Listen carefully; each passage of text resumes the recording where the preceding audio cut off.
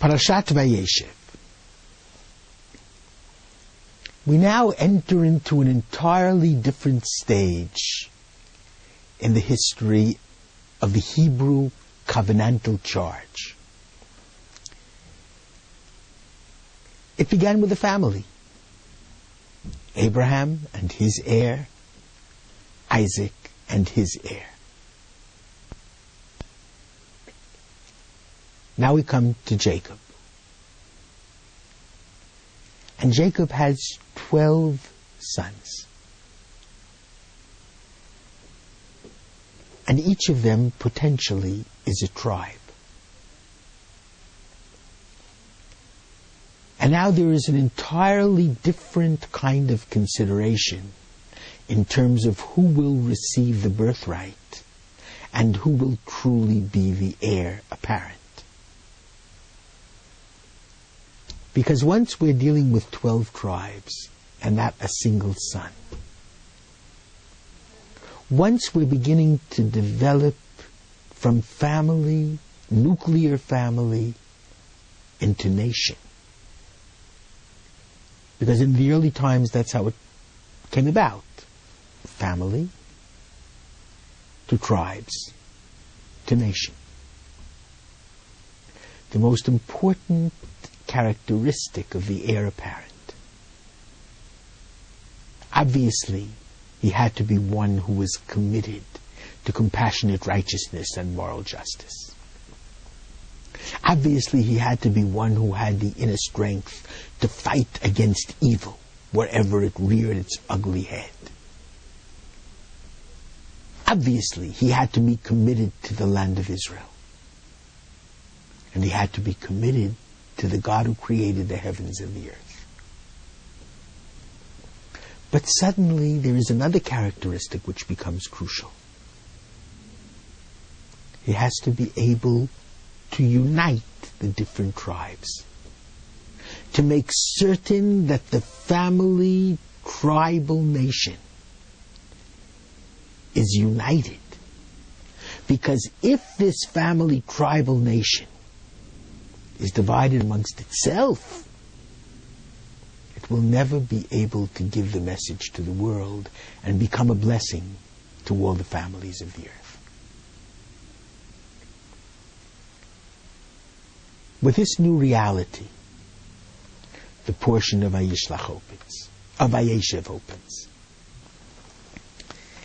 And actually, who is to be the heir apparent is virtually a non-brainer. Eile toldot Yaakov. These are the generations, the children of Yaakov. Yosef ben 17 shana.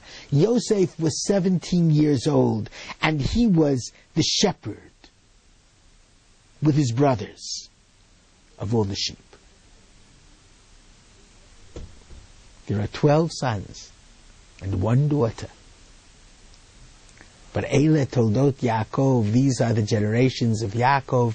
For Yaakov there only was one child, one important son, the beautiful and clever Yosef, who was the son of the most beloved wife of Yaakov, for whom he had labored 14 years, Rachel.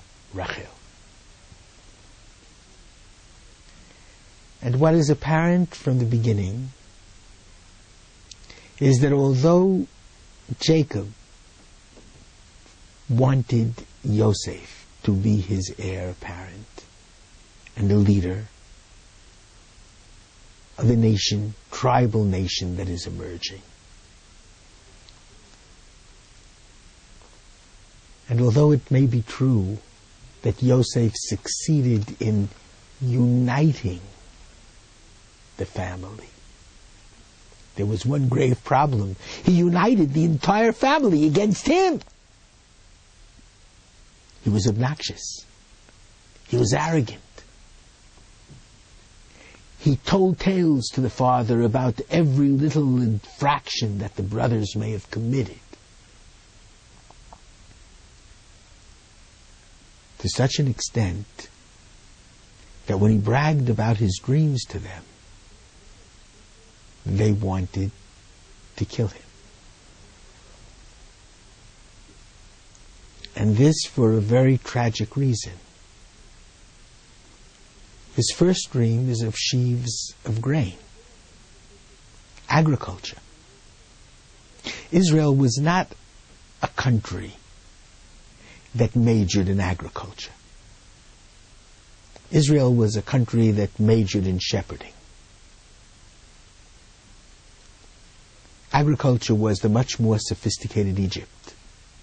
The gift of the Nile, said Herodotus, didn't require rain to become lush. And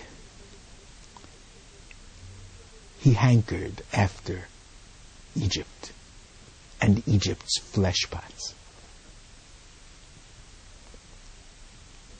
He was willing to forsake the land of Israel.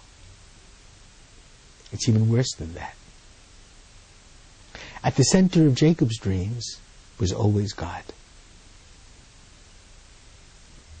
At the center of Joseph's dreams is himself. The sheaves of grain bow down to him. God doesn't even appear.